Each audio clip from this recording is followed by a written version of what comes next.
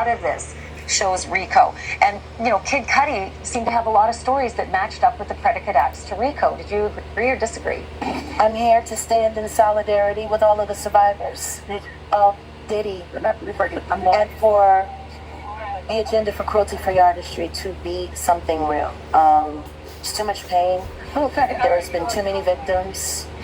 There's too many survivors. Do we think he did it? Heck yes, we think he did it. But I don't know if that's enough to prove arson as one of those crimes that they've alleged was part of his RICO criminal enterprise. Just when it seemed the firestorm around Diddy couldn't burn any hotter, Jaguar Wright stormed into the spotlight, igniting the legal battlefield with a move no one saw coming. Whispers from insiders claim she didn't simply show up, she allegedly dropped evidence that has the industry on edge and the moguls scrambling. What began as another high-profile clash over power and control has morphed into something darker, with Wright stepping forward like a fearless force, determined to expose the manipulation running through the music world. I was the only person there speaking for the victims except for the prosecution. I was the only one there to stand in solidarity, other than the prosecution.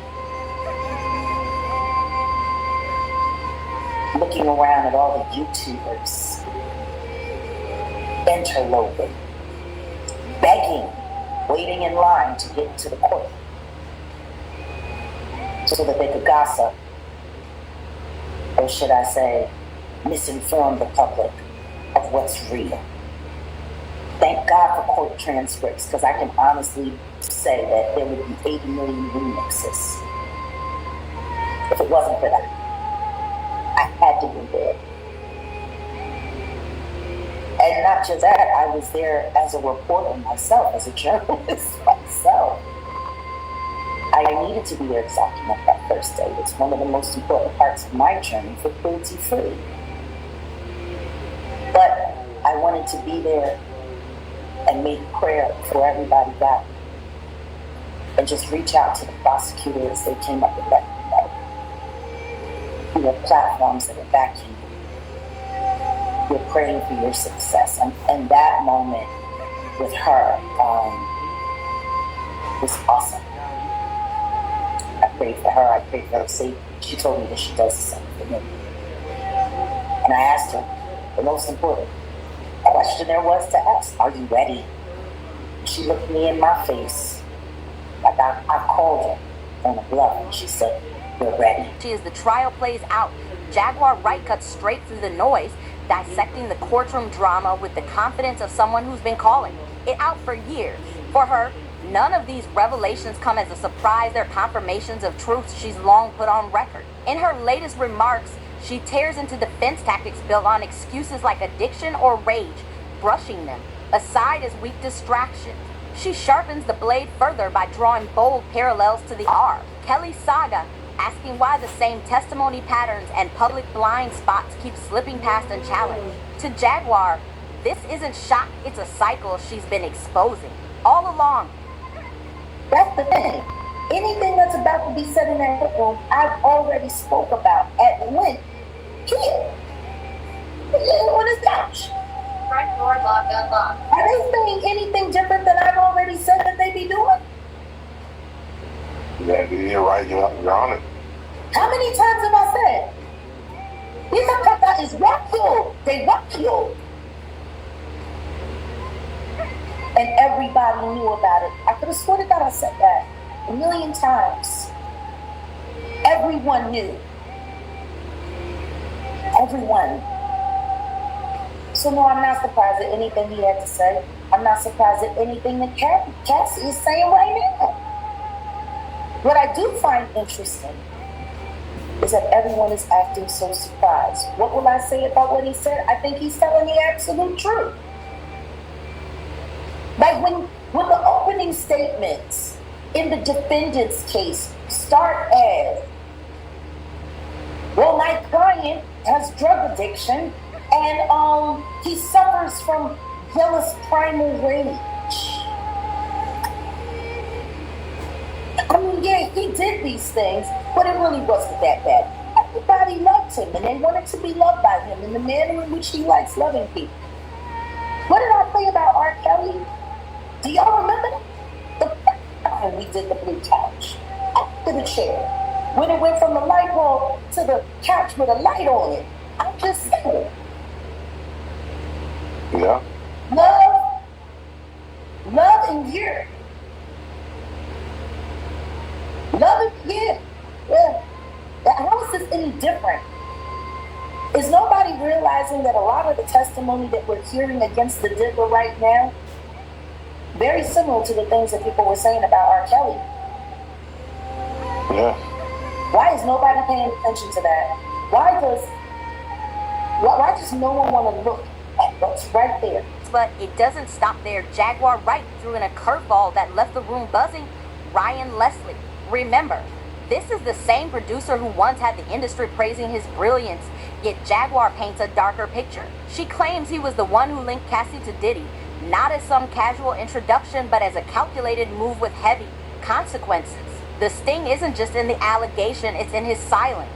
Since the lawsuit surfaced, Leslie has vanished from the conversation. No statements, no pushback, nothing. And in this game, silence speaks louder than words. Jaguar didn't hold back, insisting you can't just fade into the background when you played a hand in lighting the spark that set everything ablaze. So the question lingers, what did Ryan Leslie really know?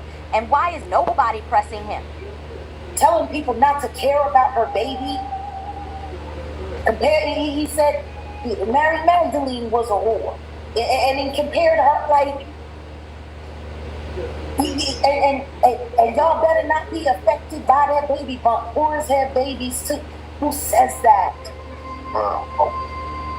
Talking about he knows where her family is from because he's from New London, Connecticut. And everyone wants to keep barreling down on Ryan Leslie.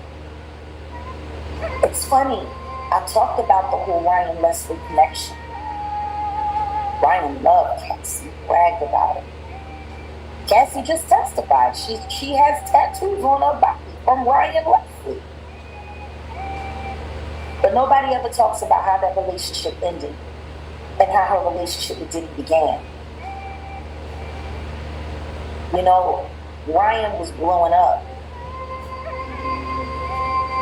And after him and Cassie separated,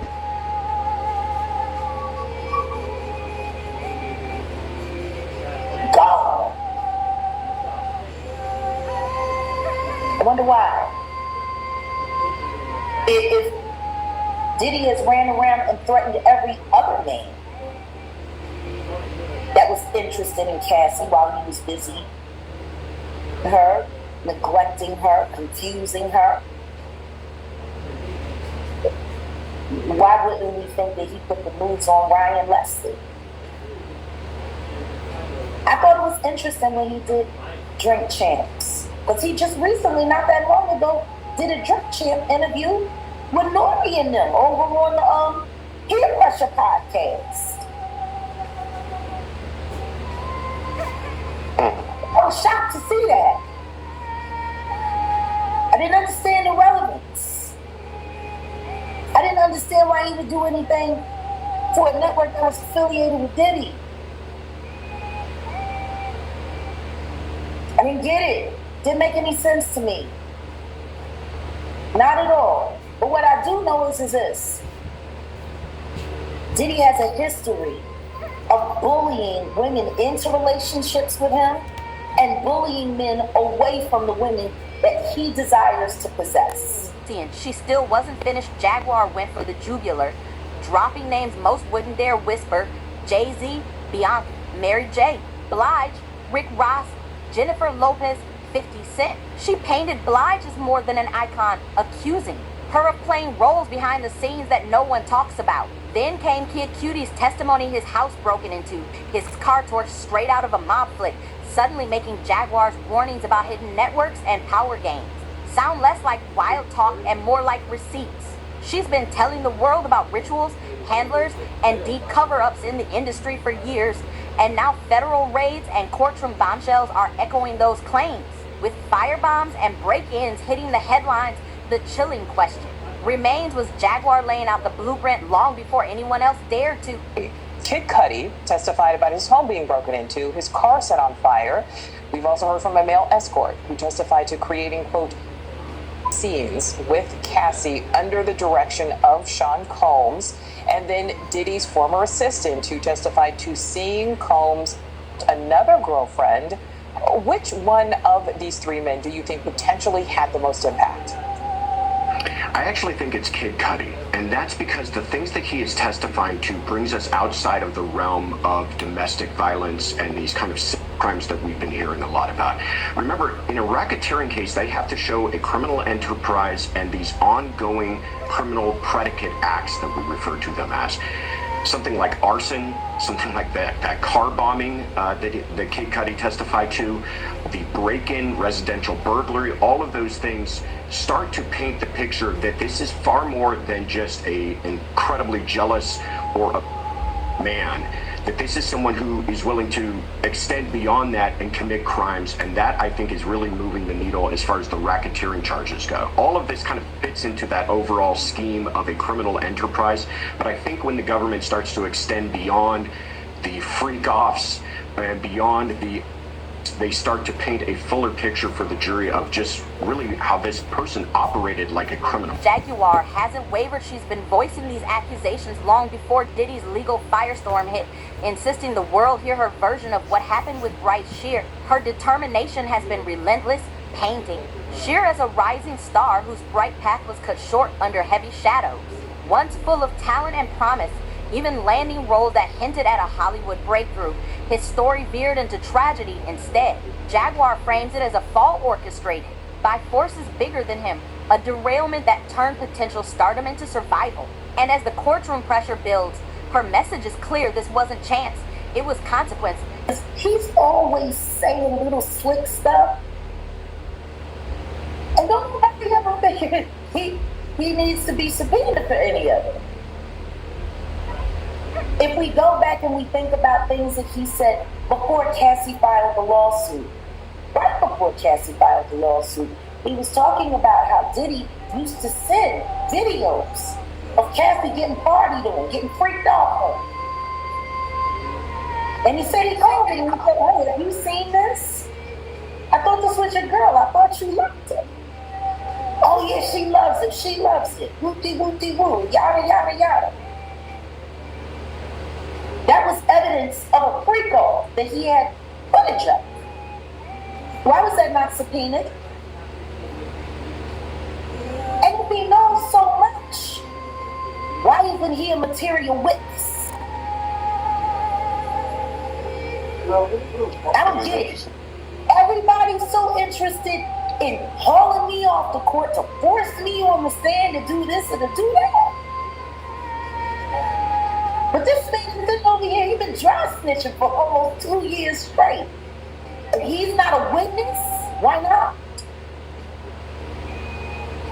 If you have knowledge that the Jigga Man helped the Dipper boom boom Kid Cudi's car because he didn't want his property messed with, which was Cassie, why ain't nobody asking him to come testify about it? Why is he not being called in? Like all of this, oh, I'm going to sit on Instagram and I'm going to just shoot a shot and I'm going to do this and then I'm going to sit back and watch and get please. This is serious. People have been hurt. People have been destroyed. Now you just want to be the lineup King Curtis, huh? How can we line you up everything you did with Soulja Boy? Who is that? Being used as a dog whistle against DDG. All of this is getting real suspicious. Connection to Diddy and even Will Smith was framed as mentorship, a golden opportunity for a 17-year-old Bryce Shear, with his manager Charlie Mack envisioning music guidance from Diddy and acting direction from Will. It was billed as a dream pairing. But Jaguar Wright paints a far darker picture, claiming what was presented as mentorship was anything. But in her telling, the experience drained Bryce instead of elevating him, leaving behind scars where there should have been growth. I think we're all in shock. Everybody knew about the Diddy parties and the after party, but we didn't know about the after party, right? apparently the after party were these freak off sessions that were very selective, very coordinated, according to Cassie's testimony, very coordinated by Diddy, and it's not something that we knew about. It's just shocking. It's shocking to know that all of this was going on for years. It was shocking to know that people were witnessing certain parts of but they weren't privy to the nature of this. And this wasn't like an everyday couple. Diddy has been in the spotlight for that whole time. And the fact that we knew nothing about these counts that he was orchestrating, it's just shocking. Jaguar saved one of her sharpest shots for 50 Cent, and no, she's not laughing at the memes. She called him out for dropping cryptic hints for nearly 2 years, teasing insider knowledge while avoiding the witness stand. Her challenge is simple. If he knows that much, why hasn't he been forced to testify? In her eyes, you can't clown from the sidelines when the stakes are this high. Jaguar made it clear this isn't just about Diddy, it's a sprawling operation with layers, and she's naming names like she's delivering prophecy. The vibe is apocalyptic and the industry is rattling. For Cassie to take the stand, and mind you, there's no cameras in court. For Cassie going up there pregnant, almost due, for the optics of that, how do you feel, just, you personally, the optics of hearing about freak-offs, hearing about these things that happened, years ago, and seeing her there, because her husband is there too, and I believe he stormed off as well, because she has children and now she's pregnant. The optic of seeing her up there, being treated like a worker. Yeah. Being disrespected. All of the things, God bless Alex Fine. God bless Mr. Fine. Nobody has really thought about what this must be like for him. The second that him and Cassie pulled up in New York, they already had YouTubers, like ex-bad boy cheerleaders, who still bragging about being loyal to the dipper, calling her a whore, telling people not to care about her baby. He said Mary Magdalene was a whore, and he compared her like, and y'all better not be affected by that baby bump. Whores have babies too. Who says that? Wow. Talking about he knows where her family is from because he's from New London, Connecticut. And everyone wants to keep barreling down on Ryan Leslie. It's funny. I talked about the whole Ryan Leslie connection. Ryan loved Cassie, bragged about it. Cassie just testified. She has tattoos on her body from Ryan Leslie. But nobody ever talks about how that relationship ended and how her relationship with Diddy began. Ryan was blowing up. This time, Jaguar made it personal. She's not just firing at Diddy, but the whole circle that shields him, and 50 Cent is on that list. She accuses him of throwing out sly memes and cryptic digs for years, yet ducking the stand when it matters most. To her, that's not entertainment, it lives on the line. Then comes Chopper, the former Bad Boy South artist, who backed her fire with his own story. In a raw interview, he laid out the betrayal, stolen music, broken deals, and being abandoned during Hurricane Katrina without so much as a call. He says Diddy stripped him of everything, then looked at him like he was the problem when all he saw was a man who used him and walked away. When Diddy looked at me, he looked at me like, you bitch ass nigga. Obviously for what I spoke my truth, you heard me on all the dialogue, but he actually looked at me in disappointment. You heard me? He looked at me like I have no right to be up there. He looked at me like he was like, I don't know, it was eerie. It was like, how could you do this to me? But deep down, I looked at him like, how could you do this to me? You understand? Like the life that I had to live from you doing bad business with me, and I've done everything right. You heard me with the Bad Boy situation. The songs that you sold from me, from the Khalees, not Milkshake B, but Bossy B, to all that that I've done behind the scenes and on the scenes that you took from me and give me nothing. You gave me nothing.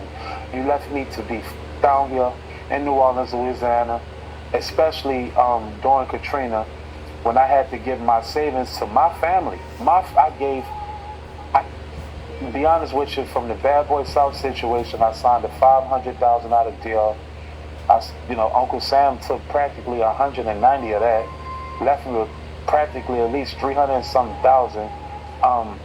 When Diddy said me, because I wasn't trying to be on the road with him or be on the road at all to promote my album, courtesy of Katrina, because no one from outside of New Orleans understood the detrimental situation that has occurred to us. I didn't even understand it. You dig? I'm not used to a Category 5 hurricane. When hurricanes come here, it be Category 3, 2, like that there. It's that you can manage. You understand? I didn't understand the detrimental situation that was going to occur, and he didn't either. So I could understand why he probably was like, get back on the road. You dig? But I couldn't get back on the road. So I gave most of all my money to my family. After I asked this man, say, bro, you owe me another $500,000. I signed $1 million deal. Give me the other $500,000, or at least a portion of that, so I can make sure my people straight to get out of the city. Or didn't just speak from the sidelines. He showed up in the flesh, and the weight of it hit hard. You could hear it in his voice. Years of betrayal and silence walking into that courtroom with him. He called the moment tense and bittersweet, because for him, it wasn't just justice on display, it was personal. He caught Cassie's knowing glance, a silent recognition before the Combs family threw daggers his way with their stares. And when Diddy appeared, Chopper said he looked worn down, but still carried that same untouchable arrogance. Only this time, Chopper wasn't flinching. When I went up there, I was anxious. I'm not even gonna much lie to you, because it was a bittersweet situation, bruh. Bittersweet because of the things that transpired with me in the Bad Boy situation with Diddy and how it went down. That wasn't right on my end, as well as it wasn't right on his end. I'm not going to be biased and just straight blame him for all the things that transpired, but I 100% can say that he's responsible for a lot of things that I wasn't able to do with my career moving forward. So when I went to the courtroom, it was packed. I'm not even going to lie to you, brother. It was packed. It was pandemonium. People were happy to see me. I ain't gonna lie, I was low key though. I was low key. But I took my hoodie off. I went in there, because it's a public, whatever you dig. Anybody can practically go in there, kinda. So I went in there and people knew my face. And the first person I seen was Cassie. I seen Cassie. She gave me a little smirk on her face. I knew what the smirk was. The smirk was like, wow, Chop's here, right? And she was kind of happy to see me. Then I look over to my left and I see the whole Combs family. I seen Janice, his chairman was there. The twin girls was there. His other daughter was there. All the little cornballs, his little sons was there. You dig? And they gave me the most meanest mug in the world. Right, and Diddy come out, right, and Diddy looked like he about a good 99 years old, but he still had a great characteristical attitude with himself, meaning I can tell, you heard me, that he's keeping his head up in there, even though it's so hard for him. I can tell that it's hard for him by me going through that situation a couple years ago, but I can also tell that he's keeping his head up, maybe not for the situation, bruh, but most definitely for his family. He's staying strong for his family. Didn't look away, he stared right back. But the real chill came with fresh testimony from one of Diddy's own bodyguards, who described 5 relationships stacked like a pyramid. At the top sat Kim Porter, untouchable, while Cassie was reportedly labeled moldable, treated as something to shape, not someone to love. It wasn't romance, it was control. Diddy could roam free, but when Cassie tried to reclaim her independence, I don't know what the basis of the reaction from Combs is. It's to me, it's very puzzling. One of his bodyguards testified that he was in 5 different relationships, so there were 5 different women, and he almost had like a hierarchy to them, right? Kim Porter being his family, the number one, and then he said Cassie was moldable. So it's like, I think we're trying to understand the dynamics here. Was this love? Was this control? I don't know quite yet, but I do know that there's a possession there on behalf of Diddy, where he's trying to possess her and keep her from having these other relationships. You know, he can have other relationships, but what is it that she can't? And that's really where I feel like the prosecution has an edge over it. Suddenly, it became a threat. That imbalance is exactly what prosecutors are seizing on, framing it less like consent and more like captivity. Jaguar Wright warned about this long ago, insisting Cassie wasn't just a partner, but caught in a cycle that chipped away at her boundaries until little was left. Now, the courtroom seems to finally be catching up to the warnings. She's been shouting for years. And I needed you to know why.